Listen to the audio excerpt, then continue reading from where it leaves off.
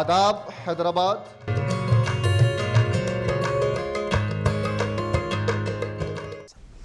नमस्कार, दूरदर्शन के यादगिरी चैनल पर आदाब हैदराबाद कार्यक्रम में आप सभी का मैं अनुराधा पांडे स्वागत करती हूँ। हर हफ्ते हम आपके लिए एक नया रंग लेकर आते हैं इस कार्यक्रम में, और आज इसी क्रम में हम लेकर आए हैं एक ऐसी शख्सियत को, एक ऐसा नाम जिसे आप सभी जानते हैं और जो मेटल्स की दुनिया में बहुत ही जाना माना है। हालांकि किसी परिचय के मोहताज नहीं है। आज हमारे बीच हैं CMD मिधानी डॉक्टर दिनेश कुमार लेखी जी। सर, आपका बहुत बहुत स्वागत है हमारे कार्यक्रम पे। आपने समय निकाला अपने व्यस्त स्केड्यूल से और हमारे साथ यहाँ स्टूडियो में आए, आपका बहुत बहुत धन्यवाद। सर, सबसे पहले जब मैं बात करना चाहूँगी आपसे तो मैं ये जानना चाहूँगी कि आपने अपने करियर की शुरुआत क्या अपनी पसंद से की थी या किसी की प्रेरणा रही इसके पीछे? क्योंकि आप भी उस समय से हैं जब पेरेंट्स अक्सर ये कहा करते थे कि आप या तो मेडिकल में जाइए या फिर इंजीनियरिंग में जाइए, तो क्या रही आपकी प्रेरणा?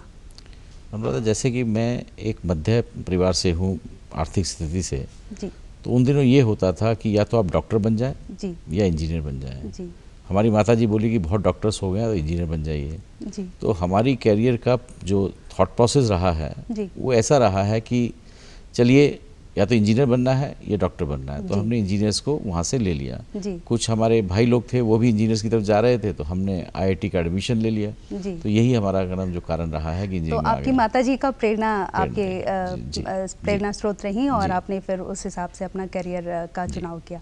सर, अगर मैं आपकी स्कूली शिक्षा की बात करूं तो ये भी बताइएगा कि स्कूली शिक्षा आपने कहाँ से की और कैसे की, और उस समय की स्कूली शिक्षा और अभी की जो शिक्षा प्रणाली है स्कूलों की, उसमें क्या अंतर देखते हैं आप?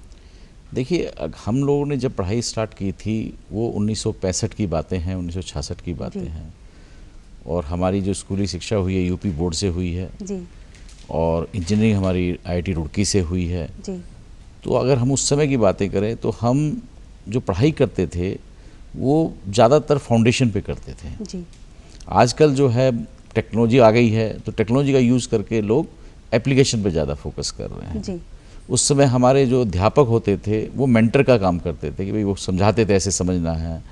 अभी लोग जो है मेंटर की जगह वो अपने आप ही कोशिश कर रहे हैं, टेक्नोलॉजी को यूज़ करके अपने आप ही सीखने की कोशिश कर रहे हैं। जी, तीसरा, जब उस समय पढ़ाई होती थी वो ये होता था कि थियोरेटिकल ज़्यादा रहता था, प्रैक्टिकल कम रहता था। जी, आजकल थ्योरी के साथ साथ प्रैक्टिस भी ज़्यादा लोग कर रहे हैं उस पर।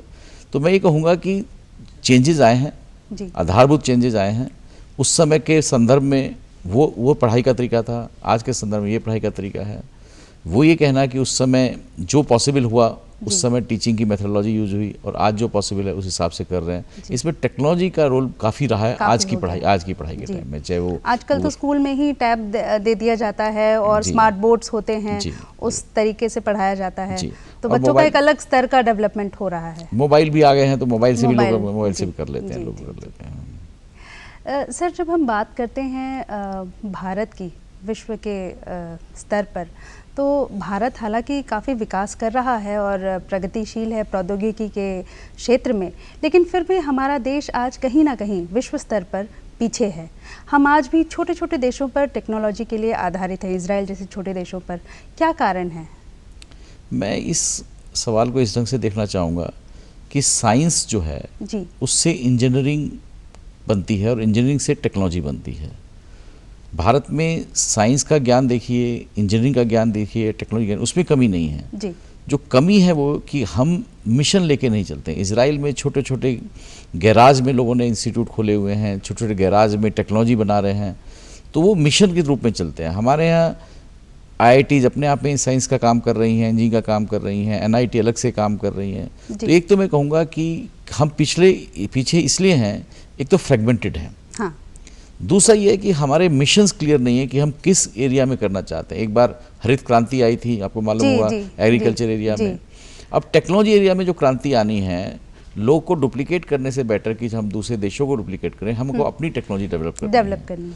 तो इस कारणों से मुझे लगता है कि अगर हम सब मिल जाएं और मिशन मोड में हम इसको काम करें, तो ऐसा कोई कारण नहीं है कि भारतवर्ष जो है जी, वो दुनिया के अग्रणी देशों में आएगा जी। और वो टेक्नोलॉजी में हो, इंजीनियरिंग में हो, वो आगे बढ़ जाएगा। जी सवाल इस बात का है कि हम किस तरह से इस चीज़ों को लाते हैं। जी और इसके लिए हमको सेंट्रलाइज लीडरशिप में ये देखना है कि नेशनल लैब्स हैं, CSR लैब हैं, IITs हैं, NITs जी हैं, R&D इंस्टीट्यूट्स हैं, जी कंपनी के अपने R&D इंस्टीट्यूट्स हैं। इन सबको मिलके किस टेक्नोलॉजी पे काम करना है, किन एरिया में काम करना है, अगर उसको हम आइडेंटिफाई कर लें जी और उसको मिशन मोड में करें जी तो कोई कारण नहीं है कि हम पीछे पूरे संसार के पहले कदम कंट्री हो जाएंगे। बिल्कुल, क्योंकि हमारे पास तो सर पौराणिक कथाओं में हम देखते हैं कि उस समय से हमारे पास टेक्नोलॉजी इतनी डेवलप थी और फिर उसके होने के बावजूद भी आज हम दूसरे देशों पर आधारित हैं, जैसे रूस है और कई जगह से हम टेक्नोलॉजी का आयात करते हैं। तो आपने ये बहुत अच्छी बात कही कि अगर हम एकजुट हो जाएं और मिशन मोड में आ जाएं तो हम वो अचीव कर सकते हैं। नहीं, जो आप बात कर रही हैं ना, वो तो इस बात से देखना पड़ेगा कि हम वेदों से, जी अपनी पुरानी इतिहास से क्या ला सकते हैं। जी जिससे कि आज मिसाइल की बात करते हैं, अभी हमने टेक्नोलॉजी मिसाइल की, हम कहते हैं कि हम यूरोप से लेके आए हैं, हाँ। या रशिया से लेके आए जी। हैं। मिसाइल तो हमारे महाभारत में भी कोई प्रयोग हुआ बिल्कुल। है। तो हमारे पास तकनीकी पहले थी। जी वो हुआ क्या कि हम एक दूसरे को रिकॉर्ड नहीं कर पाए पुरानी टेक्नोलॉजी को, और हम उसको भूल गए। जी तो आइडियाज़ के लिए हमारा इतिहास आइडिया दे सकता है, उस आइडिया से हम टेक्नोलॉजी डेवलप कर सकते हैं और आगे बढ़ सकते हैं। जी सर, जब हम बात करते हैं मेक इन इंडिया की, तो मिधानी उसमें किस तरह से मदद कर रहा है मेक इन इंडिया भारत बनाने में? देखिए, भारतवर्ष में जहाँ तक टेक्निकल इक्विपमेंट का सवाल है या टेक्नोलॉजी का सवाल है, जो कि डिफेंस के क्षेत्र हो या स्पेस का क्षेत्र हो या न्यूक्लियर एनर्जी का क्षेत्र हो, उनको मटेरियल चाहिए। कई देश क्या करते हैं कि इस तरह की टेक्नोलॉजी जो कि मुश्किल होती है उसके मटेरियल नहीं देते हैं। तो इसका जो स्टार्ट हुआ था मिधानी 1973 में, वो इसीलिए स्टार्ट हुआ था कि जो मटेरियल बाहर के देश नहीं देंगे उन टेक एरिया के लिए जो कि स्ट्रेटेजिक हैं, लाइक स्पेस, न्यूक्लियर और डिफेंस, तो उसके मटेरियल्स के लिए मिधानी बना ही था। तो मेक इंडिया तो आज आया है जी। हम तो जो स्टार्ट ही हुए 1973 से के 47 साल जो है हम इसी काम पे काम कर रहे हैं कि मेक इन इंडिया में सेल्फ रिलायंस इन मटेरियल्स होना चाहिए। जी जी तो मिधानी जो है तब से लेके आज तक, चाहे वो स्टील हो, चाहे वो टाइटेनियम हो, चाहे निकल अलॉय हो, उसमें मेक इन इंडिया में ही सहयोग देता रहा है। और इसके जो आगे के प्रोग्राम भी हैं वो भी मेक इन इंडिया के ही रहेंगे। कि जो मटेरियल मुश्किल होते हैं, जो बाहर के देश नहीं दे सकते हैं और जो बहुत इंपॉर्टेंट है इन सेक्टर्स के लिए, उस पर काम करने के लिए। अच्छा सर, आप अपने करियर के दौरान कई सारे महत्वपूर्ण पदों पर आपने कार्य किया, तो उसमें से सबसे चुनौतीपूर्ण आपके लिए कौन सा रहा? देखिए, मेरा जो कैरियर रहा है स्टील अथॉरिटी से स्टार्ट हुआ है। मैंने 1982 में स्टील अथॉरिटी ज्वाइन किया था जी। 2011 में मैं मिधानी आया था। 1997-98 की बात है कि स्टील अथॉरिटी को 3 करोड़ प्रतिदिन का लॉस हो रहा था। अच्छा। और इस तरह एक बड़ी कंपनी में ये भी मुश्किल आ गई थी कि कैसे हम सैलरी दें। उस समय सबसे बड़ा चुनौतीपूर्ण काम ये था कि मैं दिल्ली के हेडक्वार्टर पे था, तो हमने उसका टर्न अराउंड प्लान बनाया था कि कैसे इसको बदला जाए और किस तरह से इसको किया जाए जी। और उस 3 करोड़ के जो लॉस को हमने पहले जीरो किया और फिर उसको 2-2.5 करोड़ का पर मंथ का जो है प्रॉफिट करना शुरू किया। प्रॉफिट। अरे सर, तो इसके पीछे आपने किस तरह से क्या रणनीति अपनाई? उसमें हमने ये देखा कि उस समय इक्विपमेंट में इन्वेस्ट ना करके, हाँ। अगर हम आदमी जो हमारे बहुत ज़्यादा थे, उन दिनों 1,40,000 आदमी हुआ करते थे। अच्छा। और हमने कैलकुलेट किया कि आज की टेक्नोलॉजी के हिसाब से 1,40,000 बहुत ज़्यादा है। हाँ। तो हमने वॉलंटियर रिटायरमेंट स्कीम स्टार्ट की। फिर हमारे पास इंटरेस्ट बहुत आ रहा था हमारे उसका, तो हमने गवर्नमेंट से बात करके थोड़ा कन्वर्ट किया, इक्विटी का डेट को रिस्ट्रक्चर किया। और प्लस जो यूनिट नॉन कोर थी वो हमने डाइवर्स कर दी। हमने एक उसमें से पावर प्लांट था जो कि हमारे स्टील में कोई यूज़ नहीं होते थे, बट स्टील की कोर कॉम्पिटेंसी नहीं थी। अच्छा। तो हमने उसको एनटीपीसी को देके जॉइंट वेंचर कर दिया जी। तो उसको बड़ा ही स्ट्रेटेजिकली हमने जो है टर्न अराउंड किया। तो एक तो वो मेरा चुनौतीपूर्ण रहा। जी। दूसरा मेरा जो चुनौतीपूर्ण रहा है वो ये है कि हमने एक जॉइंट वेंचर किया था। जी। तो सेल में एक सीमेंट प्लांट नहीं था जी। उनके पास मटेरियल था पर वो सीमेंट प्लांट नहीं जानते थे। तो हमने एक जॉइंट वेंचर किया था सीमेंट प्लांट बनाने के लिए, दोनों, एक भिलाई में एक बोकारो में। और उसके अंदर जो हमें खुशी मिली और जो चुनौती थी कि पहली बार पब्लिक प्राइवेट पार्टनरशिप मिलकर एक जॉइंट वेंचर बनाया गया था। अच्छा। तीसरा, जो मिधानी के अंदर हमने जब 2018 में पब्लिक में आना था तो लोग डरे हुए थे कि हमारा शेयर कैसा चलेगा जी। किस तरह से होगा, लोग डरे हुए थे ये से। हमने कहा कि देखिए मिधानी बहुत मजबूत है, हाँ। लोग करें। तो जिस तरह से हमने इन्वेस्टर से कम्युनिकेट किया जी। तो 87 का जो शेयर है वो 250 तक गया। और लोग बड़े खुशी से लोगों ने इन्वेस्ट किया और लोग को बड़ा उम्मीद है कि मिधानी फ्यूचर में अच्छा करेगी।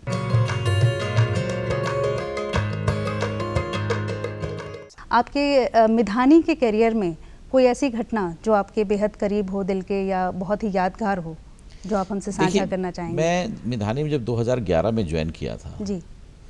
तो मैं तो एक बड़ी कंपनी से आया था, स्टील अथॉरिटी, जो जिसको बोलते हैं महानवरत्ना करके कंपनी है, महारत्ना करके थी, और मिधानी एक मिनी रत्ना थी। तो लोगों ने कहा कि आप बड़ी कंपनी से छोटी कंपनी जा रहे हैं। हाँ। तो मैंने 2 चैलेंज लिए थे कि इसी को बड़ा क्यों ना बनाया जाए। बिल्कुल। और दूसरा जब मैं आके देखा तो मुझे दुख हुआ कि एम्प्लॉय वेलफेयर नेग्लेक्टेड है। अच्छा। तो ये 2 जो चीज़ें की कि कंपनी जब हमने ली थी तो 400 करोड़ का सेल्स करती थी, तो हमने उसको 1000 करोड़ तक ले गए। जो प्रॉफिट 70-80 करोड़ करती थी उसको हम 250 तक ले गए। तो ये जो चीज़ें हमने की जी। कंपनी की ग्रोथ के लिए। हाँ। दूसरा जो एम्प्लॉय वेलफेयर पे हमने देखा कि यहाँ पे मेडिकल फैसिलिटी देखिए या लीव का जो प्रोविज़न देखिए जी। या लोग की छुट्टियों का हो या किसी की पढ़ाई के लिए कोई मोटिवेशन हो, तो एम्प्लॉय वेलफेयर हमने एक बहुत बड़ा एक मिशन की तरह किया। अच्छा। तो 2011 से लेके 2020 तक अब हमारी कंपनी की जितनी भी पॉलिसीज़ हैं एम्प्लॉय रिलेटेड वेलफेयर की, वो ऐसी हो गई हैं जैसी महारत्ना की तरह हो गई हैं। अच्छा। कंपनी महारत्ना जितनी तो नहीं बन पाई है, बट अपने साइज से बड़ी हो गई है और आगे पोटेंशियल रखती है कि ये और बढ़ पाए। अच्छा, तो आपने इतने सारे चेंजेस किया और मिधानी को मतलब एक मजबूत संबल प्रदान किया, तो बहुत अच्छा कार्य आप कर रहे हैं सर। और मिधानी भी बहुत अच्छा कार्य कर रहे हैं और आज के डेट में मेरे ख्याल से उसके शेयर्स भी बहुत ज़्यादा दाम पर बढ़ गए हैं। तो सर जब हम बात करते हैं टेक्नोलॉजी की, तो आपको क्या लगता है कि मेटल्स के क्षेत्र में हमारा देश आज कहाँ स्टैंड करता है विश्व में? देखिए, मैं इसको 3-4 मेटल्स और मटेरियल्स की जब हम बात करते हैं जी देखिए, ऐसा है कि हमारा देश आयरन ओर में कब से रिच है। दूसरा, हमारे पास एल्युमिनियम के बहुत सारे ओर है जी। तो अगर मैं स्टील की बात करूं, पूरे वर्ल्ड में 1800 मिलियन टन स्टील प्रोड्यूस होता है, कंज्यूम होता है। इंडिया जो है अभी 80 मिलियन टन के आसपास है। तो स्टील की अगर टेक्नोलॉजी करें, हम ऐसे ही हैं जैसे कि वर्ल्ड के लोग हैं। टेक्नोलॉजी में कोई अंतर नहीं है, चाहे वो चाइना की टेक्नोलॉजी हो चाहे यूरोप की टेक्नोलॉजी हो, और हम पूरे संसार के दूसरे नंबर पे आ गए हैं। जहाँ तक सवाल है एल्युमिनियम का, हम कुछ तो एल्युमिनियम बना पा रहे हैं फ्लैट प्रोडक्ट, बट अभी भी इम्पोर्ट हो रहा है। खासतौर से जो उच्च स्तरीय क्वालिटी का जो एल्युमिनियम अलॉयज हैं वो अभी भी इम्पोर्ट हो रहे हैं जी।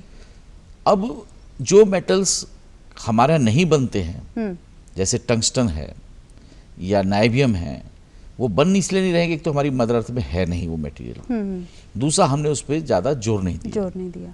तो हमारा ये कहना है कि कुछ तकनीकी हमारे पास हैं, कुछ तकनीक अभी नहीं है। साथ ही साथ मेटल को अब रिप्लेस करने के लिए कार्बन फाइबर कंपोजिट्स आ गए हैं जो हल्के हैं, स्ट्रॉन्ग हैं, तो उसकी भी टेक्नोलॉजी हमारे यहाँ कमी है।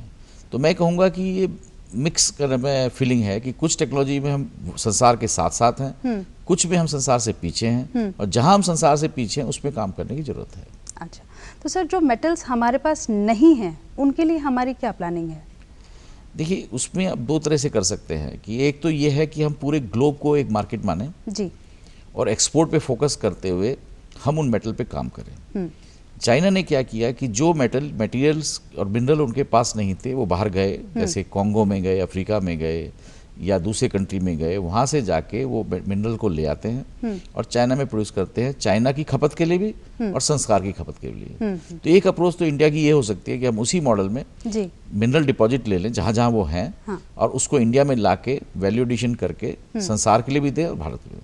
अच्छा। दूसरा तरीका ये हो सकता है कि हम लोगों से कोलैबोरेट कर लें जी, कि हमारी रिक्वायरमेंट कम है, कोई और इंटरनेशनल कंपनी है उसके साथ जुड़ जाए जी, और हमारी इंडिया की खपत भी हो जाए, उसके साथ मिलके उसके साथ ही ग्लोबल बिजनेस कर लें जी। पर दोनों चीज़ों में हमको गवर्नमेंट के द्वारा और कंपनियों के द्वारा मिलके कदम जो है इसकी फंडिंग करनी पड़ेगी। अच्छा। जैसे चाइना में भी जो है शुरू में गवर्नमेंट ने फंडिंग की और कंपनी ने फंडिंग की, तो ऐसे ही इंडिया में मॉडल लाना पड़ेगा कि इस तरह की फंडिंग के लिए कुछ गवर्नमेंट की फंडिंग आए और कुछ कंपनी की फंडिंग आए, उस हिसाब से वो चलेगा। मटेरियल वेस्ट जो होता है तो उसके डिस्पोजल के लिए हमारे पास क्या सुविधाएं हैं, किस तरह की रणनीति है हमारे पास मटेरियल डिस्पोज, देखिए मटेरियल वेस्ट को डिस्पोज करने के लिए? हम ये कहते हैं कि कोई भी मेटलर्जिकल वेस्ट हो या कोई भी वेस्ट हो, जी, वो 3 R पे काम करता है कि आप उसको रीयूज कर लें, जी, या रिसाइकिल कर लें या उसको रिन्यू कर लें किसी तरह से। जी।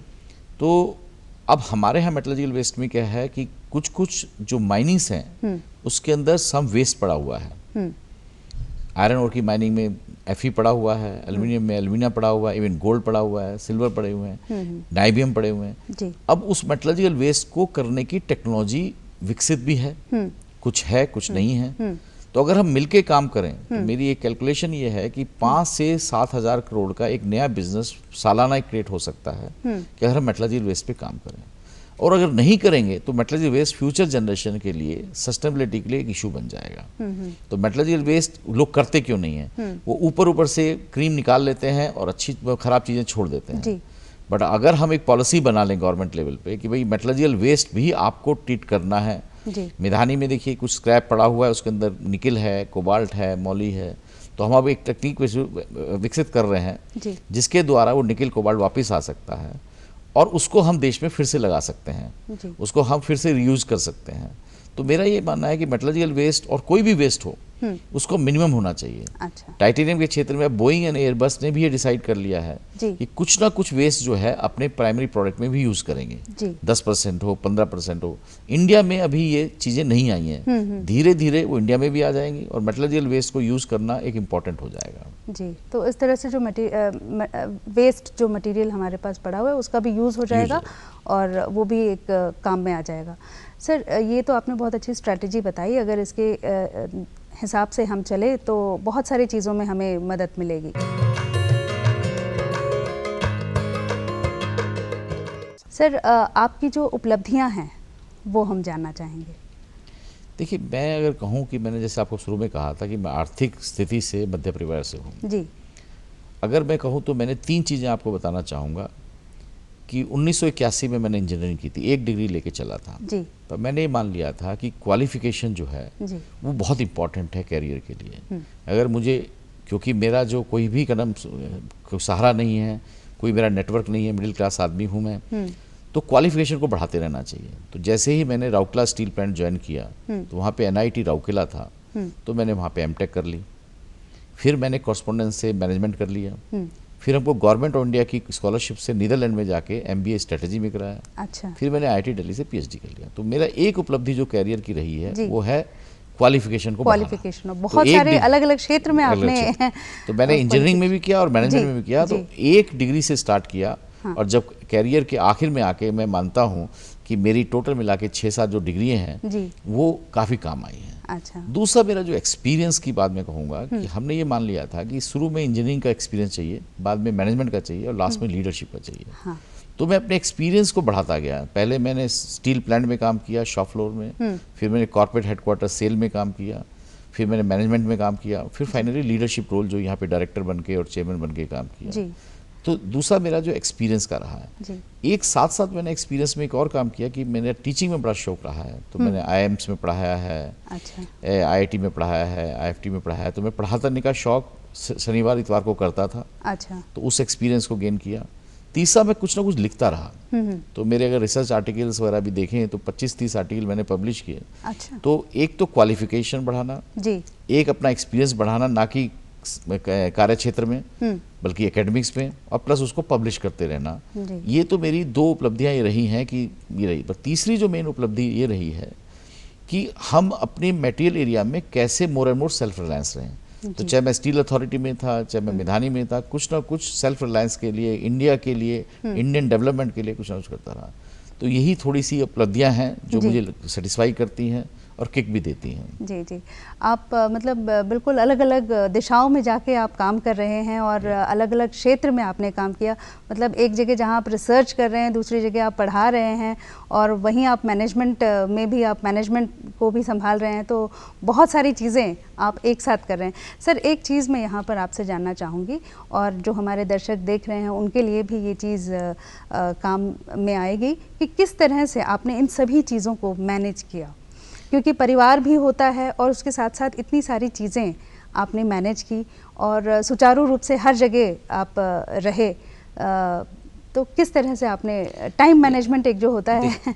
देखिए, ये चीज़ तो आप मान लीजिए जी कि हर चीज़ को पाने के लिए कहीं ना कहीं सेक्रीफाइस करना हो, जिसको हम मैनेजमेंट में बोलते हैं ट्रेड ऑफ।